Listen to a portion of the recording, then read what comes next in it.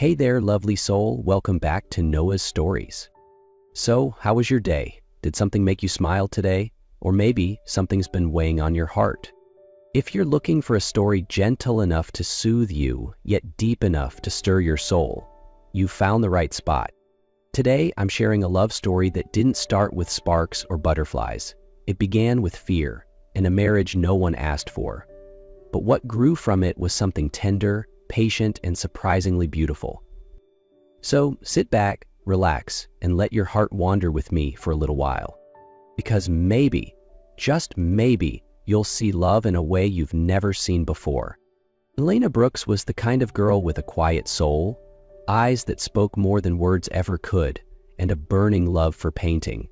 She once dreamed her art would hang in a soft-lit gallery, drawing gentle applause and quiet admiration. But life, with its unpredictable turns, had other plans. At just 15, Elena's world shattered when she lost both her parents in a tragic car accident. They were on their way home from an anniversary dinner, and she never got to say goodbye. From a home filled with warmth and laughter, she was suddenly dropped into a cold, silent space, her aunt and uncle's house. They gave her a roof, a plate at the table, and nothing more. No comfort, no kindness, just duty. She became the quiet girl in the corner. Her paintbrushes became her only friends, the only way she could truly speak. She stopped asking for affection, stopped hoping, well, almost, because deep inside, a tiny part of Elena still believed that maybe, someday, someone would look at her and see more than an obligation. They'd see her heart and stay. Time passed, and Elena grew used to the silence. She stopped waiting for affection. She just wanted peace, a quiet life with her art, away from judgment and demands. But even that turned out to be too much to ask. On her 22nd birthday, while most girls received flowers or heartfelt wishes, Elena got something else entirely. A decision.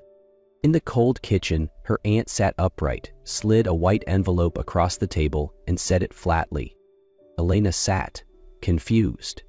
And then, without warning, her aunt delivered the news as if it were nothing. "You're getting married, a surgeon named Nathan Hale, he's agreed." Elena went still. Nathan Hale, 42 years old. A renowned surgeon, widowed years ago in a tragic accident. He was wealthy, reserved, and so powerful he could probably buy the entire neighborhood if he felt like it. And now, he was going to be her husband. Her uncle added, "He's offering to help us out of our financial troubles. This is a good thing, Elena. Better than staying here forever like a shadow." But nothing about it felt good. All Elena felt was fear. Fear of living with a man 20 years older. Fear of being trapped in a loveless marriage. A fear of losing the last bit of herself she still held on to. She cried, she begged, she pleaded, but it didn't matter. The decision was already made. But it didn't matter. The decision was already made. 2 weeks later, Elena became a bride. In name, in photographs, and in the hollow congratulations of strangers. And then the day arrived, so fast it stole Elena's breath. The white wedding dress every girl dreams of became the most beautiful prison she had ever worn. Her skin was powdered to perfection, her hair styled into soft waves, her eyes lined with precision. Everyone said she looked like a fairy tale bride. Only she knew the truth. She wasn't walking toward a dream, she was walking into a cage.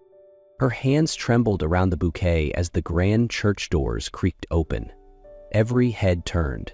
She heard the gasps, the admiring whispers, the compliments. But it all felt distant, like a movie she wasn't really in. At the end of the aisle stood Nathan Hale, tall, handsome, perfectly groomed, emotionless. He looked calm, as if marrying a stranger was nothing out of the ordinary. Elena's knees nearly buckled. She wanted to run. But behind her stood her aunt and uncle, and the invisible chains they had spent years wrapping around her. When the priest asked if she took this man as her husband, time stopped. Elena looked at Nathan. His face was unreadable, not cruel, not kind, just blank. And then, in a breath that barely made it past her lips, she whispered the two words she never imagined saying like this. "I do." Those two words echoed in Elena's mind like a sentence she couldn't take back. As applause filled the church, she felt her soul drift further away. Nathan's hand gently rested on her back, guiding her down the aisle, while her heart beat like a caged bird inside her chest. Outside, the sun was setting in brilliant gold, too beautiful, too cruel, like a silent mockery of the chaos within her. The reception passed in a blur of clinking glasses and hollow congratulations. Elena sat beside Nathan like a porcelain doll, elegant, silent, hollow. He remained the perfect host, speaking to guests with a warm voice, glancing at her occasionally with unreadable eyes. And somehow that calm terrified her more. Because she knew what came next, behind closed doors. When the car pulled up to Nathan's grand estate, her palms were slick with sweat. He opened the door for her, his hand brushing the small of her back, gentle but enough to send a jolt through her. The house was massive, too quiet. Each footstep echoed in the stillness, mirroring the panic thudding in her chest. Nathan led her upstairs to the master bedroom, a golden, candlelit space that looked straight out of a magazine. She froze. Her fingers tightened around the edge of her dress. "You can change in the bathroom," Nathan said softly. "I'll wait here." She nodded and disappeared behind the door. When she emerged in a silk nightgown, he was seated on the sofa, jacket removed, collar loosened, fingers laced together in his lap. The silence between them was deafening. Elena stepped hesitantly toward the bed, unsure if her legs would hold. Nathan stood. "I'm scared," she whispered. Then, the unexpected happened. Nathan didn't move closer. He didn't touch her. Instead, he looked at her, quiet, steady, and said, "You don't have to do anything tonight, Elena. Nothing at all." She looked up, confused. "But you're my husband." "I know," he said gently, "but I'm not someone who forces." He pulled a blanket from the chair and placed it on the sofa. "You can sleep on the bed, I'll take the couch." Elena stood frozen. A strange wave of relief hit her, followed by something else, softer, warmer, like she'd just been rescued without even asking. That night, she lay in the large bed alone, listening to the wind behind the curtains and Nathan's calm, steady breathing. For the first time since the marriage, Elena didn't feel entirely trapped. And for the first time, she began to wonder if maybe, just maybe, this wasn't the end, but the beginning of something unexpected. The next morning arrived gently. Elena woke in the wide, quiet bed, soft sunlight spilling through the sheer curtains, casting golden patterns across the floor. She turned slowly, heart still heavy from everything that had happened, but something caught her eye. The sofa was empty. The blanket had been neatly folded. Nathan was gone. A strange pang bloomed in her chest, one she didn't quite understand. And then she saw it, on the bedside table, a small bouquet of pale lavender sprigs, and a handwritten note, "Wishing you a gentle morning." "Nathan." Elena picked it up, reading it over and over again, searching for something beneath the words, but there was no hidden message, just kindness, sincere and quiet. That day she wandered the estate in silence. Everything was orderly, peaceful, like him. She didn't see Nathan. But that evening, there was a small box waiting outside her bedroom door, dark chocolate tied with a purple ribbon. The next day, a hand-knitted scarf, soft lavender, just like the flowers. At first, she was suspicious. Was this some elaborate performance, a trap dressed in thoughtfulness? But what puzzled her more was that Nathan never asked anything in return. He didn't mention the gifts, never waited for her reaction, he simply left them. And each night he still slept on the sofa. Each morning the room was pristine. He moved like a quiet presence. There, but never imposing. One evening, Elena wandered into the library. The room was filled with old books and warm lamplight. Nathan sat there reading, completely absorbed, his fingers following the lines on the page. She watched him for a while before he noticed her. When he looked up, his eyes softened the moment they landed on her. "Good evening," he said, his voice calm, not surprised, not expectant. just warm enough to keep her from walking away. Elena hesitated, then asked, "Why are you doing all this for me?" Nathan closed the book and sat in silence for a moment. Then he said, "Because I want you to know you're not a debt. You're not a transaction. You're my wife, but more than that, you're a person, and you deserve to live like one." The words cut through something inside her, something she hadn't realized was still hurting. No one had ever said that to her. No one had ever seen her as anything more than a burden, until now. That night, for the first time, Elena left her room quietly, walked to the table near the sofa, and placed a note. It read simply, "Thank you." From the moment Elena left that quiet note, "Thank you," something began to shift between them. Not with words, not with sudden changes, but with silence that no longer felt heavy. The next morning, when she joined Nathan for breakfast, he simply nodded, poured her tea, and offered a soft glance, like it was the most natural thing in the world. For the first time, Elena didn't feel like an intruder in that grand house. She began to notice the little things: the chair by the fireplace always pulled out for her, the quiet way Nathan closed doors, the dinners filled with dishes she had mentioned once in passing. And then that night, the nightmares returned. This time, harsher. Screeching tires, shattering metal, red lights flashing.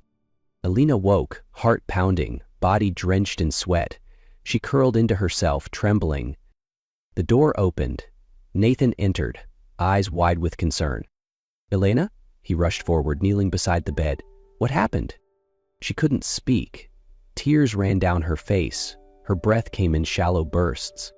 He didn't touch her. He just sat there, giving her space. "A car crash?" he asked gently. She nodded. "I was 15. Lost both my parents." Silence. Then Nathan's voice came. Quiet. Raw. "My wife. She died in a car crash too. Driving home after a long shift. I still remember the way the headlights hit her face. That's the last thing I saw." Elena looked up. Their eyes met. Really met. For the first time. He added, "I was the surgeon on call that night, but I wasn't fast enough. I couldn't save her." Elena's heart clenched. That kind of pain, she knew it too well. And without thinking, she reached for him. Her hand brushed his. Nathan didn't move. He let her choose. "We both lost everything that night," she whispered. Nathan nodded. "But maybe we don't have to be alone anymore." Elena leaned in, resting her head on his shoulder. In that shared silence, two broken hearts found solace, mending together in the quiet comfort of each other's presence. Elena was still resting her head on Nathan's shoulder, her breathing gradually steadying after the nightmare. In that quiet room, neither of them said another word. And somehow that silence made every emotion feel more vivid than ever. Nathan stayed right where he was, unmoving, offering himself as her place of comfort. Elena slowly turned her face, her eyes settling on his features, firm yet weary, gentle yet scarred, and for the first time she looked at him, not as a stranger. "Nathan," she whispered, her voice barely steady. He lifted his head to look at her. "Yes?" Elena didn't answer with words. She reached out and gently touched his cheek, her fingertips brushing across his skin, as if searching for something hidden between the distance that had once separated them. "I want to," she said softly, her voice breaking slightly, heart pounding so hard it almost hurt, "not because I owe you anything, but because I trust you." Nathan didn't move. His eyes darkened, not with desire, but with quiet emotion. "Elena," he said gently, "you don't have to do anything. I promised I'd wait." "But I don't want to wait anymore," she said, her voice steadier now. "I don't want to live another day in fear. I want to begin here." At that moment, Nathan simply nodded. No rush, no pressure. It was she who pulled him closer. She was the one who kissed him first. Tentatively, trembling, but with conviction. They didn't speak again. There was no need. Every breath, every touch, closed the distance that had once felt infinite. That night, Elena didn't feel like something being given away. She felt like someone who had been chosen, loved, cherished, exactly as she was meant to be. When Elena woke the next morning, sunlight was already filtering through the curtains, casting a soft glow across her face. But it wasn't the light that made her smile. It was the warmth of the arm gently wrapped around her waist. Nathan was still asleep, his breathing slow and steady, his chest pressed lightly against her back, grounding her in a strange but calming peace. Elena turned carefully to face him. Up close, his sleeping face looked nothing like the guarded man she first met. There was tenderness now, exhaustion perhaps, but also serenity. What moved her most was how, even in sleep, he kept enough space to respect her. She didn't regret anything, not for a moment. Instead, she felt lighter, as if something inside her had finally unlocked, and for the first time in a long time, the light was beginning to come in. That day, everything felt different. Nathan didn't treat her any differently. He was still gentle, still quiet, still thoughtful. But now, when their eyes met across a room, Elena didn't look away. She smiled, and he did too. That evening, they shared dinner beneath the soft chandelier light in the grand dining room. But the silence wasn't awkward anymore. Elena spoke about her paintings, her childhood memories, the dreams she once buried deep inside. Nathan listened intently, kindly, asking questions, never interrupting. And when it was his turn, he opened up, not to revisit pain, but to let her in. He spoke about the man he used to be, a doctor who believed success was everything, until he lost his first wife and realized he didn't know how to live anymore. Elena squeezed his hand under the table, and this time, Nathan squeezed back. No more walls, no more fear. Just two hearts, once shattered, slowly, carefully learning to become whole again. And Elena knew. She was no longer the wife forced into marriage.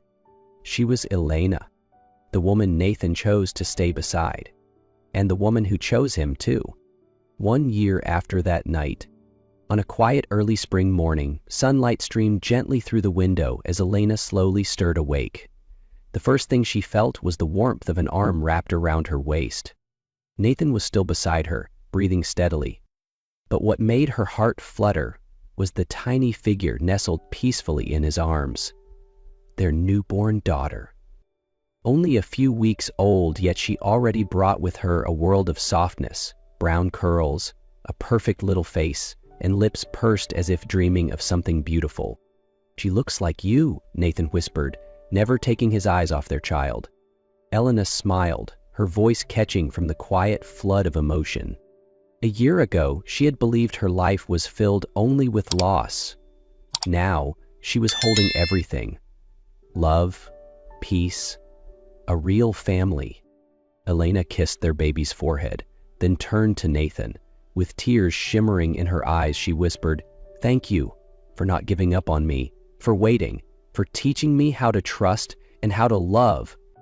Nathan gently pulled them both closer. "I stay," he murmured, "not out of duty, but because you are my home." And in that gentle, golden morning, wrapped in warmth and steady heartbeats, Elena finally knew. They hadn't just found an ending. They had found their forever.